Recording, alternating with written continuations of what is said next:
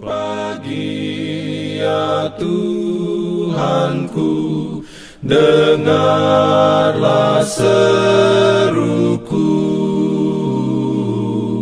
melayang doa yang sungguh, memandang padamu. Shalom, selamat pagi.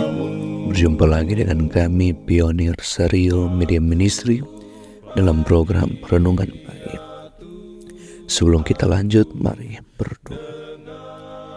Bapa di surga, kiranya firman-Mu pagi ini boleh menjadi berkat bagi kami di hari yang indah ini, di hari Sabat Tuhan yang kudus dan mulia ini. Kami boleh diberkati dengan renungan di pagi hari ini ya Tuhan. Terima kasih ya Tuhan, dalam nama Yesus kami telah berdoa. Amin. Renungan pagi hari ini Sabtu 21 Juni 2025 dengan judul Kegilaan yang Menghancurkan. Ayat tema dalam Matius 27 ayat 30 dan 31. Mereka meludahinya dan mengambil bulu itu dan memukulnya ke kepalanya. Sesudah mengolok-olokkan dia, mereka menanggalkan jubah itu daripadanya dan mengenakan pula pakaiannya kepadanya. Kemudian mereka membawa dia keluar untuk disalibkan. Urayanya sebagai berikut. Penyakit sapi gila bila terjangkit kepada manusia menyebabkan kerusakan otak yang tidak dapat disembuhkan, mirip dengan Alzheimer, dan kematian yang mengerikan. Itu sebabnya mengapa pihak berwenang menyembelih jutaan ternak yang berpotensi menular di negara Inggris pada tahun 1996. Namun penyakit ini masih tetap hidup dan menimbulkan ancaman bagi siapapun yang memakan daging sapi atau produk olahan daging sapi.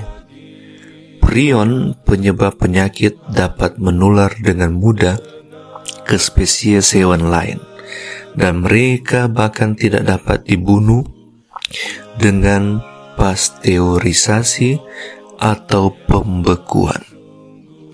Bagaimana penyakit sapi gila menyebar? Oleh kanibalisme sapi. Proses mengubah bentuk, mengambil sisa-sisa hewan yang disembelih yang tidak dapat dimakan, termasuk hewan peliharaan yang mati atau yang mati tertabrak di jalan, menggiling dan memasaknya menjadi percampuran yang tidak teridentifikasi. Makanan ini diberikan kepada sapi potong dan sapi perah sebagai suplemen protein untuk meningkatkan produksi daging sapi dan susu. Manusia mendapat CGD, bentuk varian manusia, dengan memakan bagian ternak yang terinfeksi, otak, sumsum tulang belakang, usus, dan sumsum tulang, atau mungkin dengan meminum susu yang terinfeksi. Prion, suatu protein tanpa materi genetik, tidak memicu antibodi spesifik. Oleh karena itu, sistem kekebalan tubuh tidak mengenalinya sebagai musuh. Sumber makanan manusia yang paling mungkin terkontaminasi antara lain sosis, hotdog, dan daging giling atau daging berlabel dipisahkan secara mekanis. Satu-satunya sapi yang dapat dengan aman Anda asumsikan tidak memakan produk sisa-sisa hewan adalah sapi organik bersertifikat yang harus diberi pola makan nabati.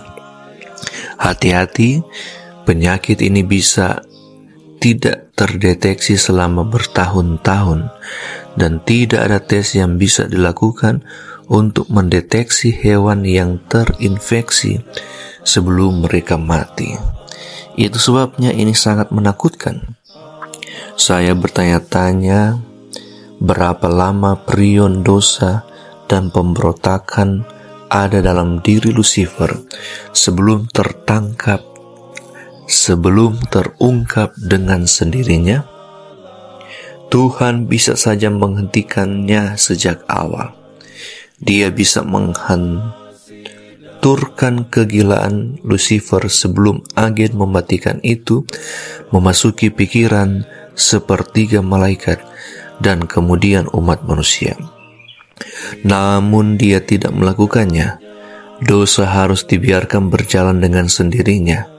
Dia tidak melakukannya sampai kejahatan berkembang sedemikian rupa sehingga itu membunuh anak Allah. Barulah makhluk ciptaan di alam semesta benar-benar memahami sifat buruknya dan mengabdi kepada Allah oleh karena kasih, bukannya paksaan. Renungkan tentang Kalvari.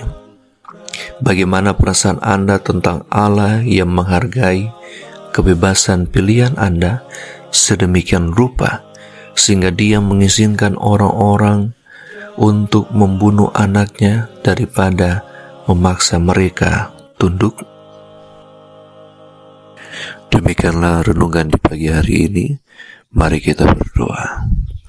Bapa kami di surga, kami mengucap syukur atas berkat Tuhan di pagi hari ini.